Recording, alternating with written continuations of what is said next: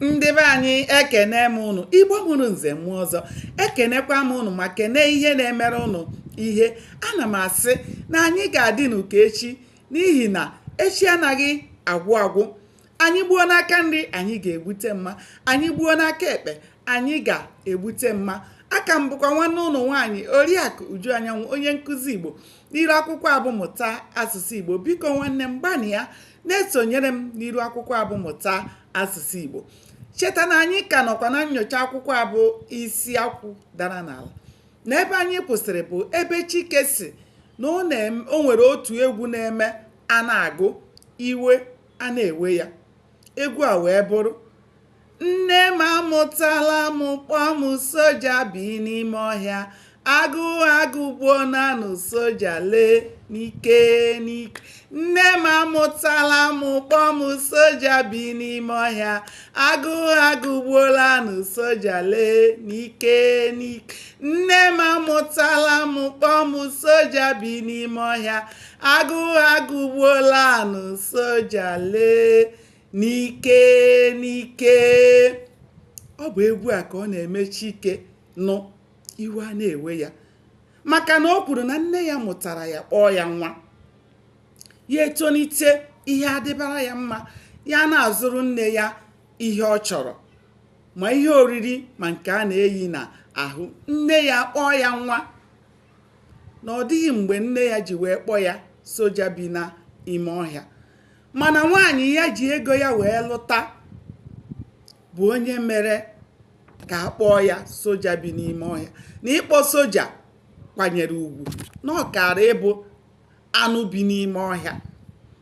Na ọ bụ aka ọrụ Ada bụ nke a, n'ihi na ọ bụ ọnụ Ada na-akwanyere ya kemgbe o bidoro kpọba ya dịgbakwa ọkụ.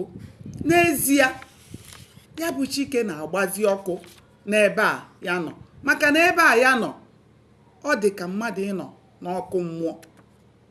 O nweghị ihe na-enye ya obi aṅụrị ebe ahụ ọ nọ. Agụụ na-agụsi ya nke ukwuu, maka na ihe oriri a na-enye ha anaghị ezuru ya.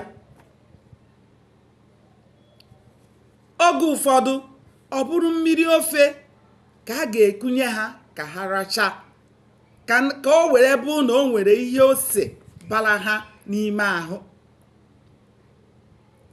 Chike nọzi na-ekwu nke a, na-atamu na ọ bụ nwunye ya butere ya akara aka ọjọọ mere ya ji wee nọrọ ebe a ya nọ wee na-ata ahụhụ. Ọ na-etamuzi okwu ndị a, ọ maghị na o bidoziri kwupụtebe ya n'ihe mgbe ọ nụziri ka otu kaptịn ụkwụ ya na ọ maghị na o nwere kaptịn ụkwụ ya n'azụ. Mgbe ahụ kaptịn nekatazie ya wee mee hei. Chike wee kụja. Kaptịn wee kwụrụ na-ele ya. Chike wee bilie gbuchapụrụ kaptịn otu esi egbuchapụrụ ha, mana ụkwụ Chike zọrọ n'ala erujighị afọ n'ihi na agụụ dị ya n'ahụ.